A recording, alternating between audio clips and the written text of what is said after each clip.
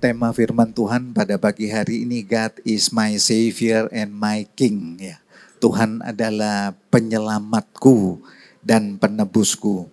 Saudara, berbagai latar belakang kita ada di sini. Ya, latar belakang keyakinan kita, kepercayaan, tumbuh kembang masa kecil kita, didikan kita. Tetapi kita mau ambil keputusan. Siang ini kita bisa bertemu dengan pribadi Yesus Kristus. Ya. Inilah saatnya perubahan pikiran. Inilah saatnya. Dan luka-luka emosi untuk dipulihkan Tuhan. Berhenti untuk menyesali diri dengan perasaan bersalah masa lalu. Berhenti menyesali diri dengan perasaan masa lalu.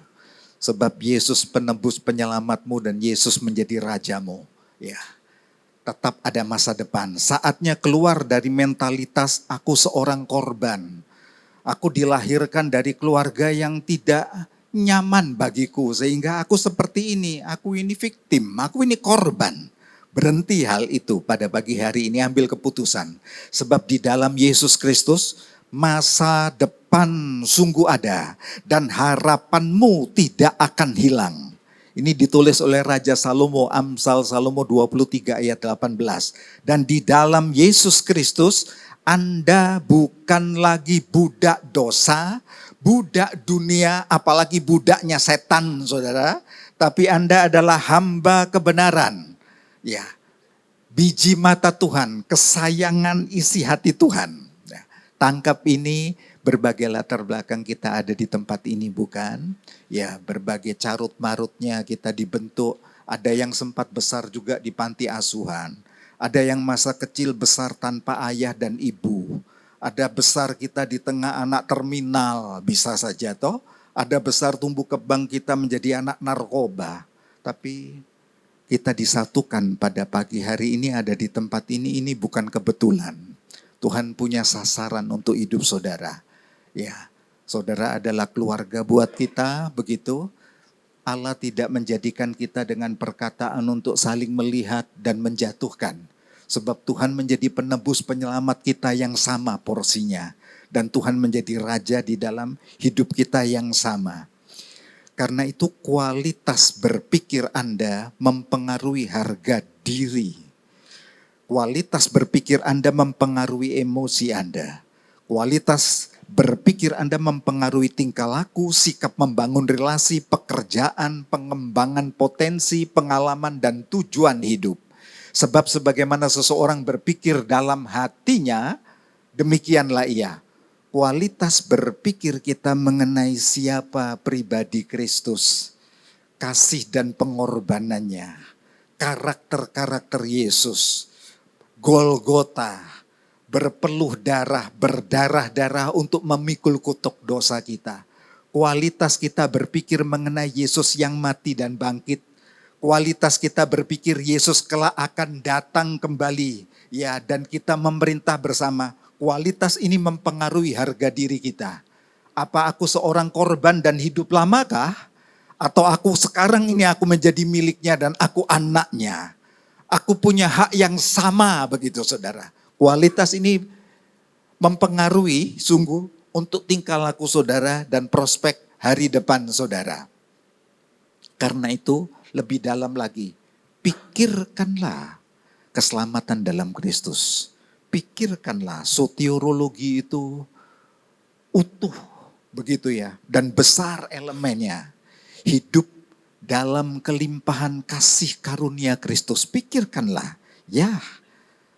Terima kasih Tuhan untuk kasih karunia yang tanpa batas ada di hidupku. Konsisten berpikirlah dan hiduplah di dalamnya.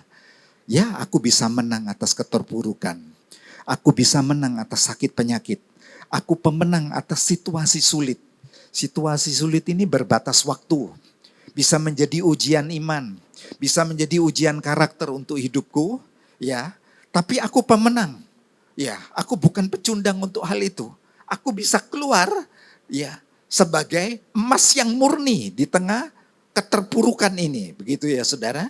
Aku bisa menang atas kuasa kegelapan. Kerap kali kita mendengar, wah ini serangan balik. Ini serangan balik.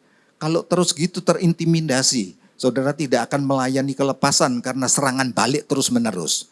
Mau melayani 10 orang yang dalam tekanan-tekanan kuasa iblis, wah serangan balik bertubi-tubi, legion akan datang hancurkan saya. Saudara tidak akan pernah menerima hal keindahan di dalam Tuhan, malah takut melayani kelepasan. Takut, wah ini daerah angker, ini mistik, ini di sana sini. Enggak begitu saudara. Nanti akan dibedah di sini. Saudara bisa menang atas obat terlarang. Saudara bisa menang atas masalah-masalah kejiwaan.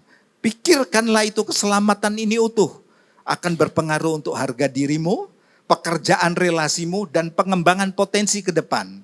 Kita tidak akan melesat lebih tinggi dari apa yang kita pikirkan dan yakini dan imani itu tentang pribadi Kristus. Kalau mengukur Kristus dengan kedangkalan-kedangkalan begitu, ya seperti itu yang kita tuai. Kita tidak akan lebih tinggi dari itu. Karena itu, fokus on the Bible. Kembali kepada Alkitab, berpikirlah dengan firman, berjalanlah dengan firman, katakanlah firman, dan terjadilah itu dalam hidup saudara. Tajamkan ini ya, lebih lanjut, lebih dalam lagi pembedahannya.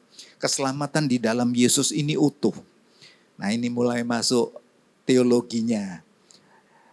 Pagi ini kita teologi dan praktikal sampai ke prakteknya ya. Arti keselamatan, Ibraninya Yasa atau Yesua, Yunaninya soteria, soter penyelamat, soteriologi itu ilmu yang mempelajari teologi yang membedah mengenai keselamatan.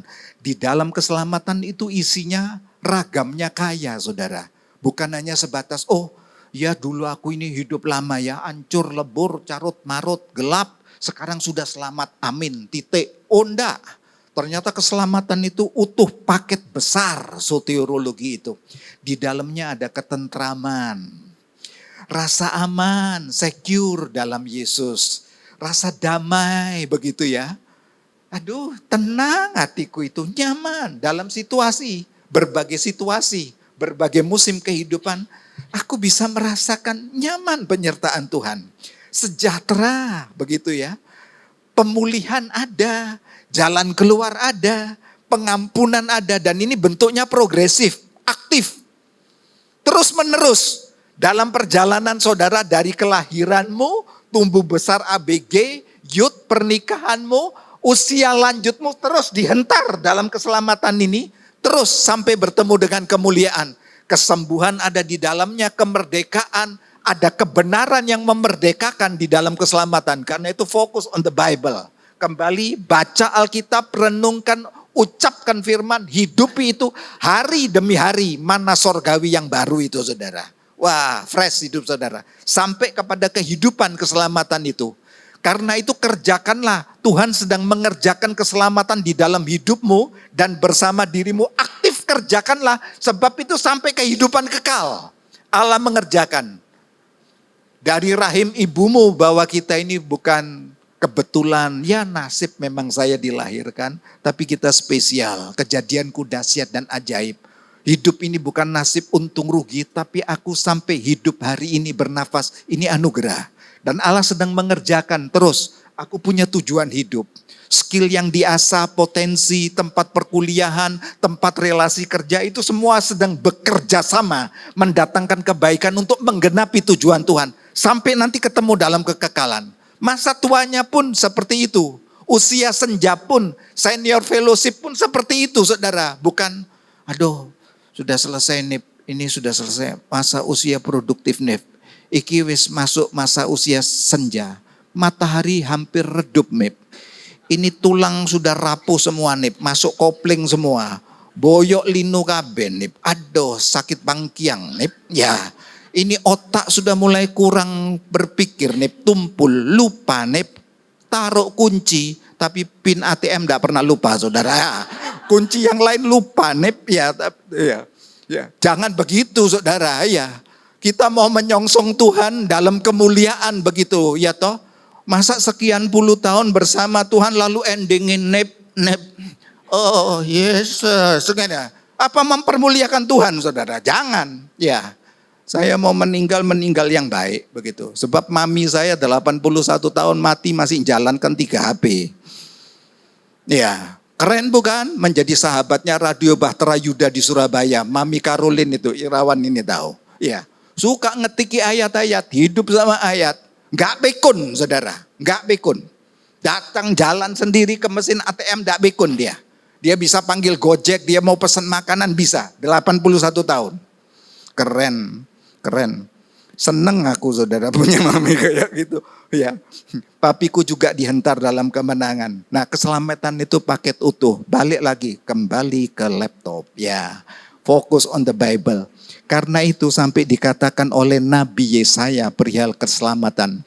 Yesaya, Nabi di dalam perjanjian lama yang punya pewahyuan yang lebar dan luas. Dan isi nubuatannya besar. Masa kenabiannya 40 tahun, 740 sampai 701 sebelum Masehi. Dahsyat bukan? Yesaya dari keluarga bangsawan, saudara. Bukan ecek-ecek. Penulis Alkitab ini dari nelayan, dokter Lukas ada, itu dokter, bukan? Pemungut cukai Matius ada, sampai keluarga bangsawan ada. Lengkap isinya satu mengenai keselamatan dan penggenapannya di dalam Yesus sampai kekekalan. Jadi peta yang komplit. Karena itu fokus on the Bible, balik ke Alkitab. Yesaya menjadi penasehat para raja di 40 tahun masa bakti kenabiannya, 4 raja. Raja Usia, Yotam, Ahaz, dan Hizkia. Keren ya. Berganti raja tetapi hikmat ilahi tetap oke begitu ya saudara. Bijak untuk menjadi benang merah keselamatannya Tuhan. Nabi Yesaya menyalantunkan nyanyian ini. Dia yang bernubuat mengenai sengsara Yesus begitu detail. Tadi yang dibacakan dalam Kingdom Catechism tadi itu saudara. Yesaya pasal 53. Detail sekali. Luka-luka parut-parut Yesus, mahkota duri, paku di tangannya detail. Nabi ini sudah melihat padahal belum terjadi loh. 680 tahun sebelumnya dia sudah lantang menyerukan itu. Nanti akan terjadi peristiwa kematian Yesus seperti ini untuk mengangkat dosa kutuk kita. Wajahnya pun andai kata ada seorang pelukis tak mampu melukiskannya karena begitu rusak dan tidak terpandang. Kita pun tidak memperhitungkannya sebagai anak manusia. Kalimatnya puitis. Nabi ini saudara. Keren ya saudara ya. Itu 40 tahun masa kenabiannya, kita tarik benang merahnya sampai ke perjanjian baru, kita bertemu dengan seorang rasul, Rasul Petrus. Masa kerasulannya kurang lebih 35 tahun. 30 tahun berjalan bersama, umur 30 tahun berjalan bersama Yesus, sampai 65 tahun dia mati syahid dengan salib, kepala di bawah dan kaki di atas. Ini keren ini. Di hadapan para mahkamah agama besar di Yerusalem. Dengan lantang dia berkata mengenai suara kenabiannya dari perjanjian lama dikutipnya. Sesuai dengan nats kitab Nabi Yesaya, cetar-cetar. Padahal seorang nelayan ini saudara, diurapi sampai seperti ini. Lalu dia berdiri di atas, ya, di bait Allah itu, di atas kebenaran dengan giginya. Petrus berkata, yang berdiri di hadapanmu ini sehat, waras katanya. Baca kitab Kisah Para Rasul pasal 4. Lalu dia dengan lantang dia bicara, keselamatan tidak ada di dalam siapapun juga selain di dalam Yesus Kristus. Sebab di bawah kolong langit ini tidak ada nama lain yang diberikan kepada manusia yang olehnya kita dapat diselamatkan. Lantang, aku saksinya. Aku pernah menyangkal dia. Ya. Aku saksinya dia bangkit dari kubur. Aku saksinya dia naik ke sorga dan dia berkata akan datang kembali. Saya sedang menantikan itu. Oh, ancaman dari kekuatan kekaisaran Nero. Kami bakar kamu. Aku gak takut tapi. Kami salibkan kamu seperti gurumu. Petrus berkata, wah itu kehormatan. Gak layak sebenarnya buat saya. Di sejarah penyaliban seperti itu.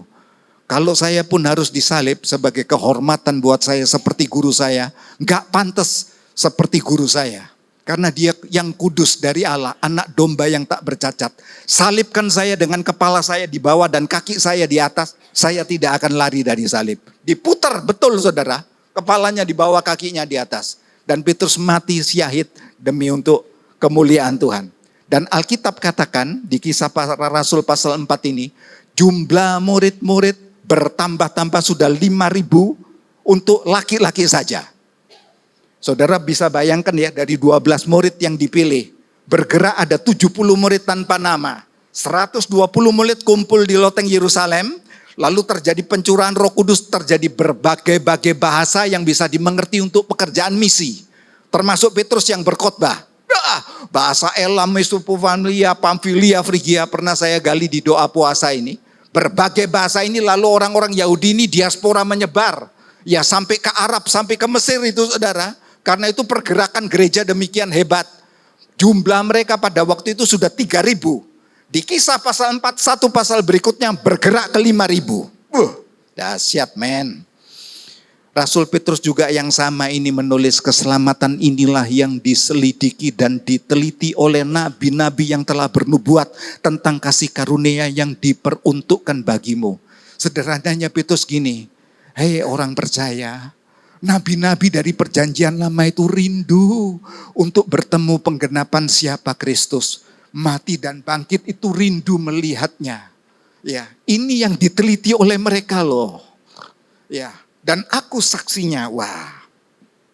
Ya, mari kita lihat arti keselamatan dalam perjanjian lama. Ini satu paket padat ya saudara. Keselamatan Yasa atau Yesua, Yesus. Ya, namakan dia Yesus Juru Selamat. Di perjanjian lama ada 3 arti. Saya tangkap bahasa kuncinya saja ya, penelitiannya. Selamat itu apa? Aduh terima kasih Tuhan, aku selamat. Aku terlepas dari keadaan yang menyedihkan, bahaya kehidupan. Selamat juga bisa berkata, aku terlepas dari hutang darah. Itu selamat. Soteria. Selamat juga bisa berarti terlepas dari kematian, cengkeram tindasan kuasa kematian. Mari kita bedah yang pertama. Selamat terlepas dari keadaan yang menyedihkan, bahaya kehidupan. Langsung terapan, daratkan di kehidupan hari-hari. Seorang nabi bernama Habakuk, pasal 3 ayat 17-18. Terlepas dari keadaan menyedihkan itu seperti ini. Arti nama Habakuk itu memeluk Allah. Sejaman dia bersama Nabi Yeremia, Nabi ratapan itu saudara. Isinya ratapan karena Israel dalam pembuangan Babel. 70 tahun dalam pembuangan budak-budak Babel saudara. Melahirkan di kondisi Babel, perbudakan. Nabi Habakuk melantunkan nyanyian ini dan berkumandang di 70 tahun itu. Keren bukan? Sekalipun pohon ara tidak berbunga. Ini makanan sehari-hari mereka semua ini. Pohon anggur tidak berbuah. Hasil pohon zaitun mengecewakan. Sekalipun ladang-ladang tidak menghasilkan bahan makanan. Kambing domba terhalau dari kurungan. Tidak ada lembu sapi dalam kandang. Namun aku akan bersorak-sorak di dalam Tuhan. Beria-ria di dalam Allah yang menyelamatkan aku. Wow. Wah. Iya. Keren banget ini saudara. Dalam tekanan Babel loh ini. Perbudakan yang begitu menyedihkan. Betul-betul tipis segala sesuatunya, bahan makan ya domba dalam kandang gak ada, betul-betul tipis segala-galanya. Tuhan, tapi jiwaku bersuka-suka dalam hadirat-Mu. Wah, itu arti keselamatan. Jadi keselamatan itu tidak tunggu faktor dari luar. Dari dalam Allah ledakkan dirimu. Punya kesukaan di dalam Tuhan. Ya. Kalau saudara tarik benang merahnya ke perjanjian baru, itulah kerajaan Allah di dalam kamu. Roma 14 ayat 17. Bukan soal makan minum, tradisi-tradisi, hari-hari, tetapi soal kesukaan Allah di dalam kamu. Di tengah ujian tetap mendidik kesukaan. Bukan tunggu berkat datang baru. Orang dunia juga bisa, perdukunan juga bisa itu kalau tunggu berkat saudara. Iya, bukan alergi ini ya. Tapi kalau nunggu materi baru bersyukur, orang fasik pun bisa. Orang gak percaya ateis pun bisa bersyukur. Ya, komunis pun bisa bersyukur. Tapi kita bisa bersuka-suka sementara Tuhan ini paceklik yang panjang. Ini pandemi. Tapi aku yakin, aku mempercaya, ya lentinglah iman saudara di kondisi yang seperti itu. Ya. Masuk arti yang kedua. Yasa, selamat terlepas dari hutang darah. Kalau yang pertama tadi saat dapur saudara, kuali saudara kurang membumbung asapnya. Saudara penuh syukur dari 5 ketul roti 2 ekor ikan yang ada. Disyukuri dan Allah penyelamatmu. Allah bisa mengeluarkan dari kondisi itu. Tenang saja. Jangan lupa bersyukur. Bersungut tidak mengerjakan apa-apa, bukan? Yang kedua ini saudara terlepas dari hutang darah. Ini tulisan ratapannya Daud. Saudara, satu kali waktu kita bisa tertekan dan tertuduh dengan hutang darah. Perencanaan pembunuhan, gunting dalam lipatan, kan begitu. Daud punya di sini. Waktu dia atur strategi Panglima Uria orang Het itu, di garis depan supaya mati, lalu dia mengadakan perselingkuhan dengan istrinya. Daud pernah punya rekayasa, seorang raja loh ini, diurapi loh. Karena itu penting ya. Penting untuk senantiasa dikendalikan, dipimpin oleh roh. Bukan sebatas karunia bahasa roh ya, maksudnya ya. Tidak alergi karena saya juga suka berkarunia bahasa roh. Ya, tetapi hidup dikendalikan aktif oleh roh, itu penting. Jadi bukan hanya waktu jam-jam ibadah, jam doa, tapi hari demi hari di market saudara. Di marketplace saudara. Saat saudara bertemu dengan titik lemah keuanganmu, dunia seksual, dengan keangkuhan kedudukanmu, dikendalikan roh untuk menang. Itu penuh roh. Ya. Nah, Daud waktu atur strategi sebagai raja diurapi, Uria di garis depan dan benar-benar Uria mati, lalu dia ngadakan perjinahan dengan istrinya. Di situ Tuhan bilang, aku tidak berkenan. Nabi Nathan dikirim tegur dia dengan keras, kamu orang yang kejam. Orang yang diurapi yang kejam kamu. Ya. Daud meratap pengakuan dosa yang hebat. Kalau bicara pengakuan dosa di zaman tempo lalu itu muka bisa sampai tertelungkup ke tanah, Bu. Bukan goyang kaki gini, Tuhan sorry ya Tuhan, Tuhan sorry. Iku mah dolanan pengakuan dosa saudara, itu dolanan. Pengakuan dosa di perjanjian lama itu muka bisa tersungkur, nyungsep ke tanah. Betul-betul meratap, bisa berhari-hari diiringi dengan doa puasa. Daud lakukan ini. Arti Daud yang dikasihi Tuhan bukan? Daud meratap pada Allah, lepaskanlah aku dari hutang darah ya Allah. Allah keselamatanku, dia panggil Allah soter itu. Gitu. Selamat dari bahaya pedang, malapetaka, keputusasaan, kecemaran dosa, dan kesengsaraan abadi. Ini di arti yang kedua. Keren ya, Daud punya pengakuan yang kayak begitu. Saudara, marilah bukan soal kaya, kedudukan, tapi pengakuan dosa itu tidak tergantikan. Tidak bisa dibeli. Kita mesti punya kejujuran pengakuan dosa. Ya, mau kaya, mau miskin, tetap harus punya kejujuran. Bukan penutupan dosa. Bukan pencitraan, tapi dalam simpan dosa. Harus transparan, berani, kejujuran. Karena itu salut untuk rekan-rekan yang bisa punya pengakuan dosa lewat mimbar. Saya angkat topi kepada Anda. Termasuk Pastor Antoni kalau ngaku dosa kan dari mimbar. Pak Chandra juga ngomong. Salut untuk Anda. Anda hebat. Ya, Anda hebat. Buat saya suka yang begini. Jadi bukan pencitraan, sebab seperti ini kami. Kami punya proses. Wah, ya, makin mendidih saya untuk mendukung mereka. Makin sayang begitu dan mendoakannya begitu ya saudara. Arti yang ketiga, selamat terlepas dari kematian cengkeraman tindasan kuasa kematian. Ini Musa ini. Musa itu artinya mengangkat keluar dari air atau diangkat keluar dari air. Sesuai dengan namanya Tuhan hadapkan dia satu laut merah dan benar-benar selamat saudara. Di depan laut merah ini. Musa berkata kepada umat Israel, jangan takut, berdiri tegap. Lihatlah hari ini keselamatan dari Tuhan diberikannya padamu. Tuhan berperang ganti kamu. Sementara di belakang itu kereta perangnya Firaun, Mesir. Tukang-tukang panahnya, jago-jago semua, tombak ada di sana semua. Jangan takut, lihat depan, Tuhan perang ganti kamu. Musa, apa yang ada di tanganmu? Tongkat, diberi otoritas Allah. Tak terbelah saat mereka jalan di tanah yang kering. Di pasal berikutnya nyanyian Musa. Sampai di seberang Musa langsung berkata mesbah syukurnya. Tuhan itu kekuatanku dan mazmurku. Ya, Keselamatanku Allahku, kupuji dia. Bapakku, kuluhurkan dia. Wih. Jadi bicara Bapa itu dari perjanjian lama sudah ada. Ya. Bicara Bapa, Yesus Kristus dan Roh Kudus di perjanjian lama sudah ada. Bukan barang baru, jadi lucu kalau menjadi perdebatan Tritunggal dan lain-lain, lucu. Otak ini sekumpel kecil saudara, nggak usah banyak tingkah lah. Ya, Alkitab itu terlalu kaya, belum revelationnya, belum peta zaman akhir. Kita baru ngelihat Israel perang sama Palestina, Rusia di belakangnya Palestina atau Hamas dan lain-lain, kita sudah cokot-cokot, bingung. Petanya di Alkitab ada, hanya butuh disingkapkan step by step, begitu. Sampai nanti triple sex, ya orang-orang berjual beli dagang dengan simbol-simbol antikris, ada semua itu di Alkitab. Gak ada kitab yang seperti itu, fokus on the Bible, cintai firman. Kaya sekali, ya. Nanti ada waktunya pelan-pelan kita bedah satu-satu ya.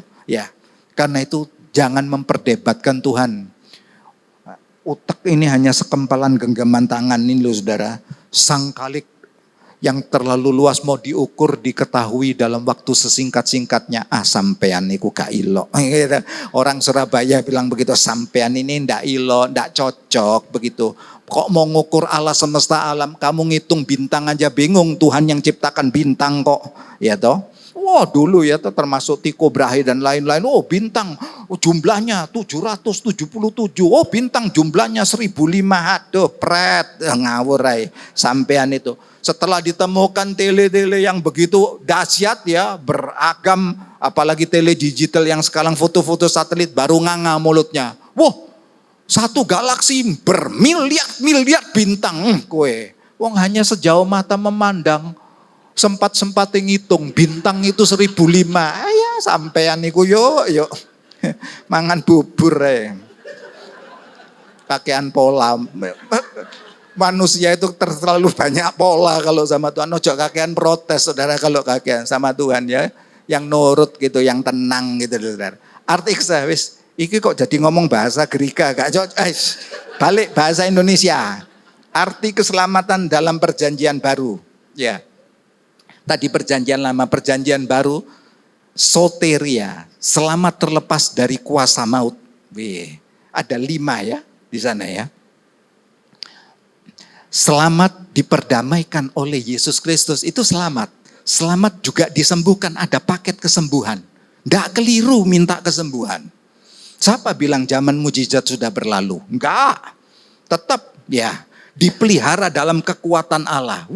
Ya dibenarkan oleh kasih karunia. Kaya bukan arti keselamatan. Dibedah mendaratkan ya dengan ayat langsung aplikasi. Terlepas dari kuasa maut. Kedatangan juru selamat kita Yesus Kristus mematahkan kuasa maut dan mendatangkan hidup yang tidak dapat binasa. Yang ngomong ini Rasul Paulus menulis kepada anak didiknya Timotius. Aku yang tadinya robot agama, garang, pengkhianat, pembunuh saksi-saksi Injil. Aku ini garang. Stefanus dirajam batu sampai mati, diaken yang pertama gereja mula-mula. Dirajam, itu Saulus bisa ada di situ. Nantang begitu loh. Mana itu saksi Kristus? Keluarkan, dicabut, dikeluarkan dari rumah, dianiaya, keras. Karena itu Paulus bilang, aku ini garang, jahat, robot agama, kekuatan Taurat. Tapi aku tidak mampu mentaati Taurat dengan utuh. Sadar itu. Hukum Taurat itu cacat satu berarti gugur, saudara. Gak mampu bukan dia sadar. Ya Tuhan, Yesus datang karena itu ditulis di sini. Kedatangan juru selamat kita Yesus Kristus itu patahkan yang gak mampu kita lakukan. Kita di bawah kutuk dosa yang terus menerus. Yesus patahkan itu, putuskan akar dosa. Jadi sudah kehilangan kekuatannya dosa itu di dalam saudara. Karena akarnya sudah dihantam, habis. Melalui pengorbanan Yesus. Nah itu terlepas dari kuasa maut itu indahnya di sana. Jadi dalam proses tumbuh kembang ada kelemahan step by step. Itu ada penyucian yang progresif. Ada kebenaran Allah yang progresif, yang aktif memprogres saudara terus bertambah dewasa dan menang. Memang itu kasih karunia, nikmati. Ya, jangan lari dari kenyataan ini begitu. Ya, tapi perubahan yang aktif ya. Imago Dei, Keteladanan Allah yang aktif. Jadi jangan tetap 5 tahun bertobat ya sama, karakternya tetap sama. Nanti bingung sendiri kita. 10 tahun bertobat tetap sama, bikin karakter yang sama, dosa yang sama. Nanti bingung sendiri gini. Loh aku ini sudah lahir baru belum ya? Kayaknya aku perlu dibaptis lagi loh. Ya, mulai baptis di sini, nanti ke Israel baptis lagi di Yordan, kemana lagi baptis lagi. Sampean itu dolanan pertobatan saudara. Ya. Nggak ilok itu, ya toh bahasa Greka lagi keluar. Nggak boleh seperti itu saudara. Nggak bisa kekristenan seperti itu. Itu mempermainkan kasih karunia. Ya. Selamat itu disembuhkan juga dari penyakit kronis. Ini keren nih. Perempuan 12 tahun menderita pendarahan sedang tersungkur. Menjamah jumbai jubah Yesus. Dan Yesus berkata, hai anakku loh saudara. Bukan hai kamu yang tercela, perempuan macam apa kamu. Ya, imanmu telah menyelamatkan engkau. Pergilah dengan selamat. Yesus tidak berkata sembuhlah kamu. Tapi imanmu menyelamatkan engkau. 12 tahun sakit pendarahan. Di kalangan masyarakat Yahudi akan dianggap kena tulah kutuknya Tuhan. Najis. Saya pernah mendoakan orang 2 tahun sakit lelehan darah. Maaf ya, jadi betul-betul lemes sudah begini. Pak, gak kuat Pak. Pak pucat, muka putih. Gak kuat Pak. Ini 12 tahun. Dijualnya segala hartanya. Ya, datang ke orang pinter semuanya sudah tapi gak sembuh. Dia anggap terkutuk. Gak mungkin dia datang kepada seorang rabi atau rabuni yang diteladani ya dengan keteladanan hidupnya atau seorang imam untuk minta didoakan, akan dirajam batu.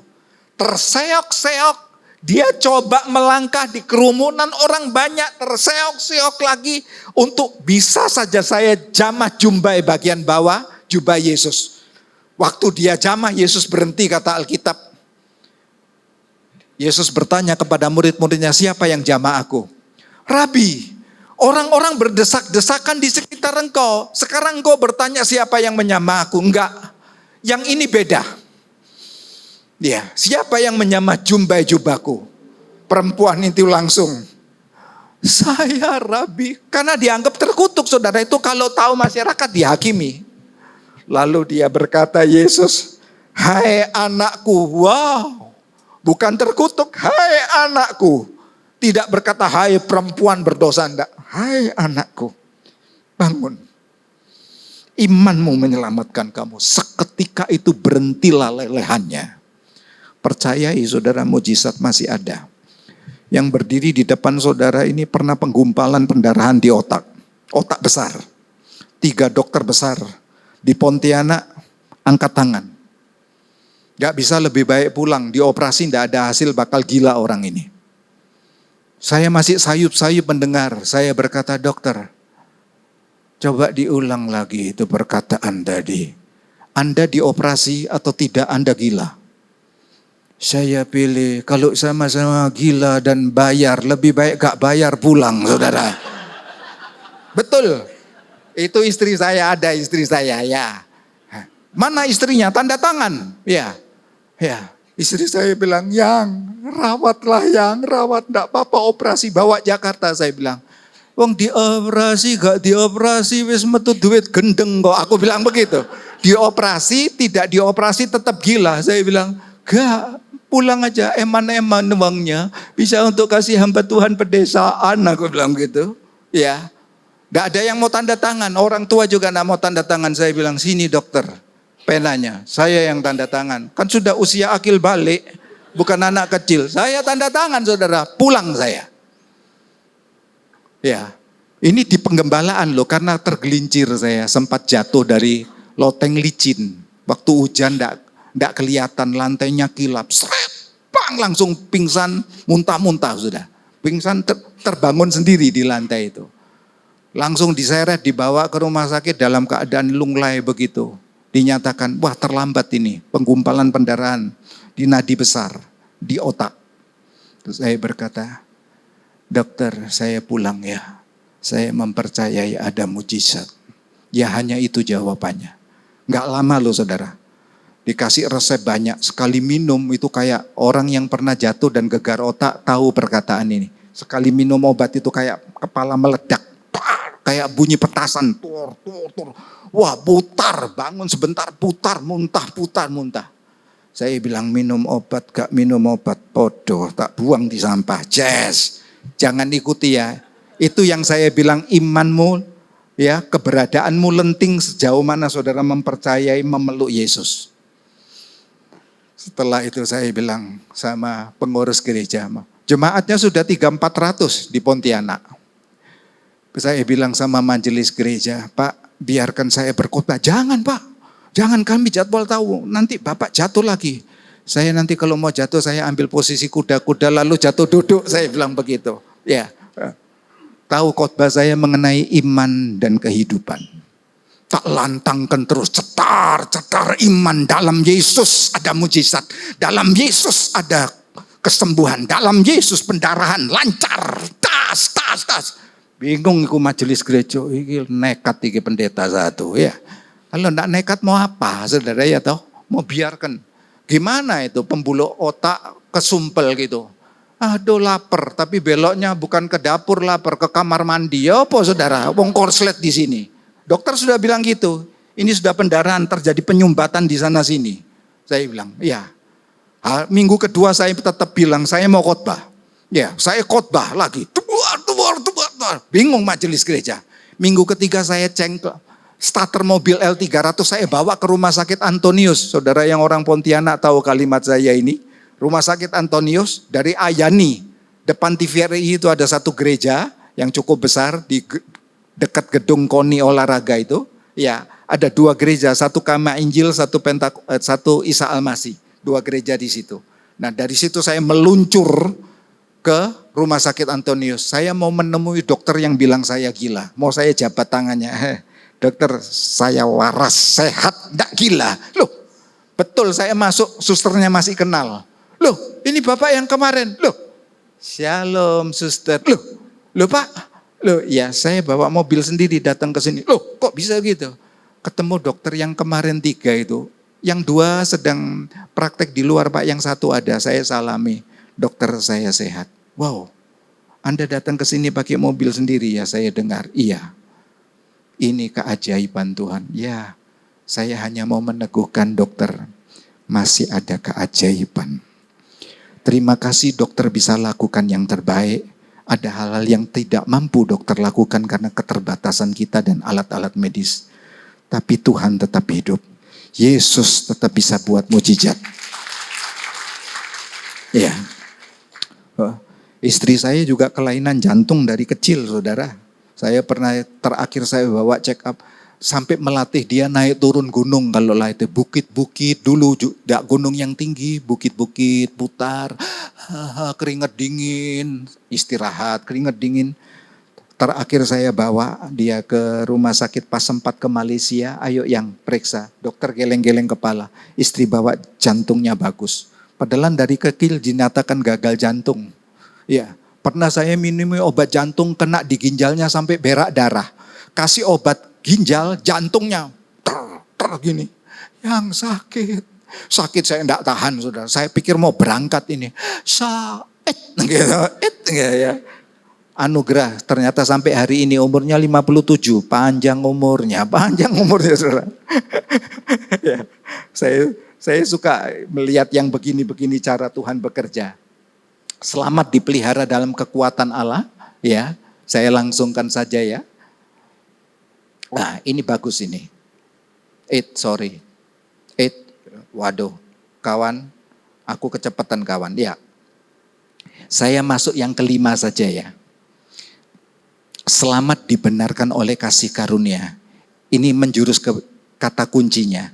Kita diselamatkan karena kasih karunia Allah, sekaligus kita dididik di dalamnya untuk menjauhi kefasikan. Itu paket keselamatan. Jadi tidak mungkin kita bermain-main dengan keselamatan, Allah sedang mengerjakannya. Begitu. Ya, sambil Allah mendidik kita aktif, lalu hidup bertumbuh di dalam kebenaran, kebijaksanaan dan ibadah. Kalau 3 kitab itu, 3 suratan ini saudara satukan, Titus 2 Petrus dan Wahyu, saudara ketemu kata-kata yang saya ringkaskan ini. Lalu bertekunlah menanti kedatangan Yesus. Wah, keren ya saudara. Jadi sudah diselamatkan kasih karunia Allah, progresif aktif, semakin indah serupa peta gambar Allah. Saudara dididik dalam kebenaran untuk menjauhi kefasikan keduniawian. Terus bertumbuh, kekristenan yang tidak bertumbuh akan berpulang ke hidup lama. Tangkap kata-kata ini. Kekristenan yang tidak pernah bertumbuh akan stuck dan kembali bantut ke hidup lama kembali. Dan kata Alkitab jauh lebih buruk dari hidup lama. Tidak bisa, tidak harus bertumbuh. Sebab itu bukti kehidupan. Ya, dengan demikian kita dikaruniakan hak penuh. Nah ini dia, untuk memasuki kerajaan Allah dan bersama kita akan memuji. Nah ini di kitab Wahyu ini. Bersama kita akan memuji dengan suara nyaring nyanyian kemenangan di sorga. Keselamatan itu progresif sampai ke kehidupan kekal itu maksudnya ini. Dari sekarang sedang terus dikerjakan sampai kepada kemuliaannya. Sekarang telah tiba yang dinyanyikan tadi oleh para WL singer pemusik tadi saudara. Keselamatan dan kuasa dan pemerintahan Allah kita. Kuasa Yesus yang diurapinya. Ya. Tajamnya di sini. Menit-menit terakhir. Iblis gagal fatal 2 kali terhadap Allah. Iblis gagal fatal 2 kali terhadap Allah. 1 gagal membunuh anak domba. Dan yang kedua gagal menggoncang tahta Allah. Yang pertama gagal membunuh anak domba Yesus Kristus.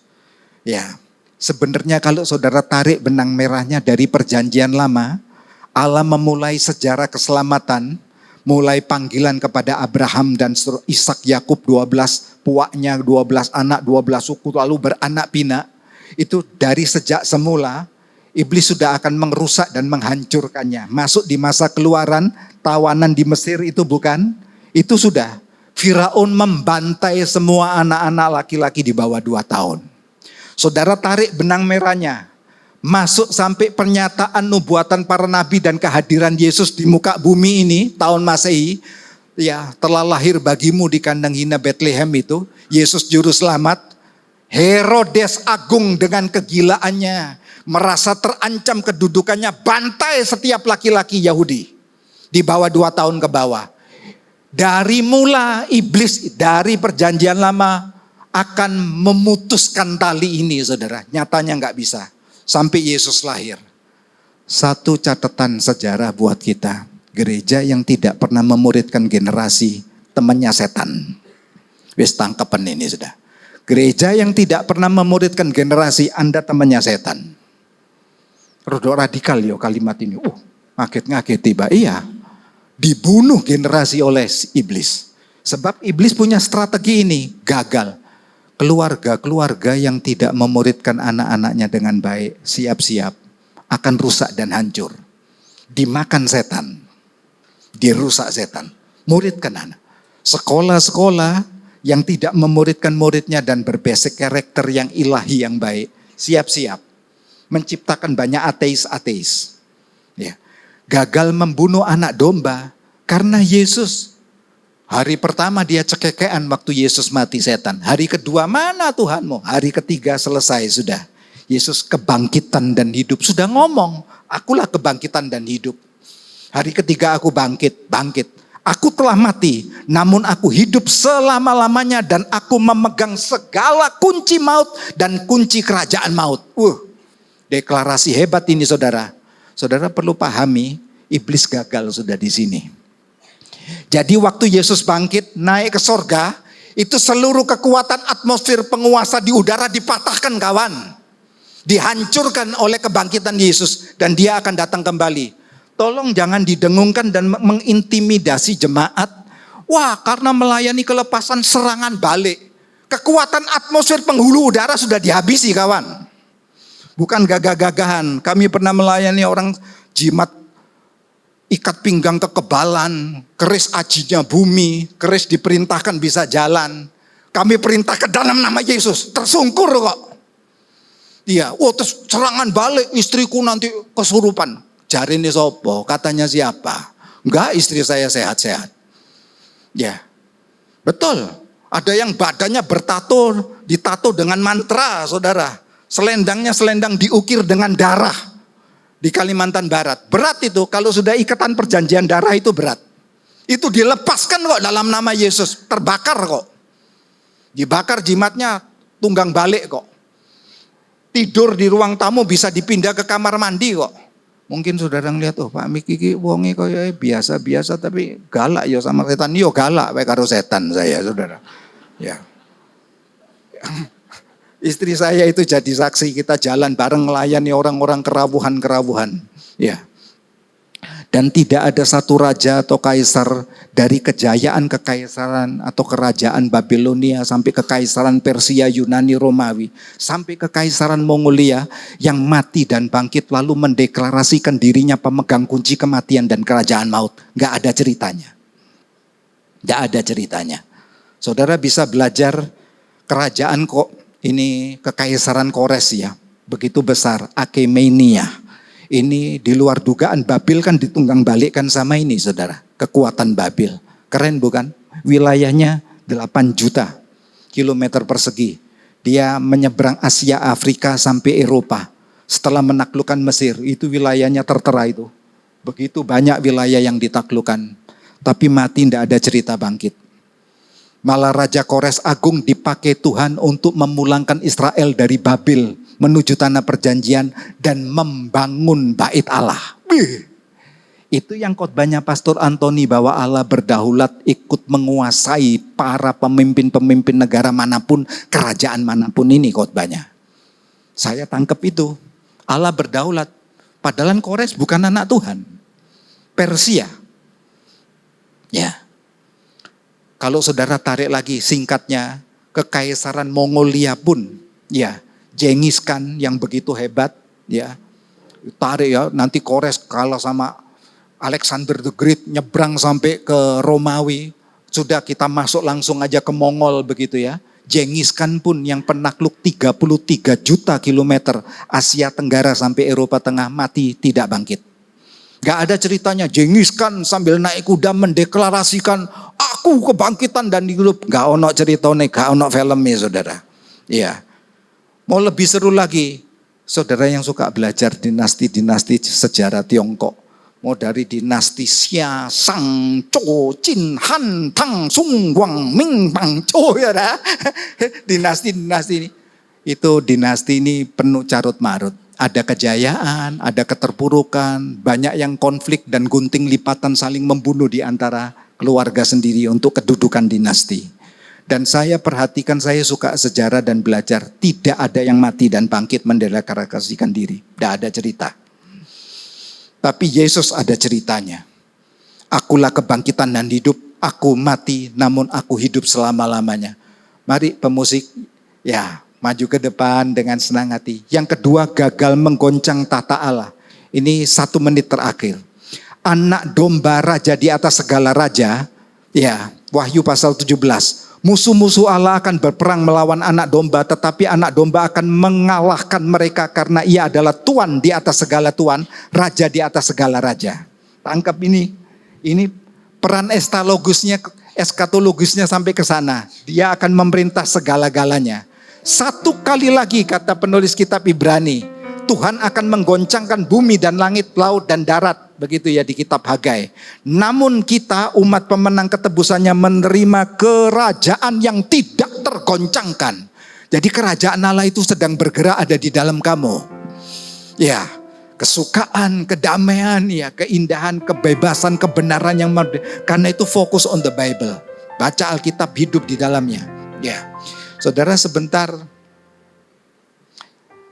Tuhan belum selesai dengan kita. Sebentar kita nyanyian untuk perjamuan suci, nyanyian pengakuan. Bahwa sekarang telah tiba, berbagai latar belakang kita ada. Satu suara untuk menyerukan bahwa Tuhan, keselamatan datang dari Tuhan. Baru kita minum perjamuan.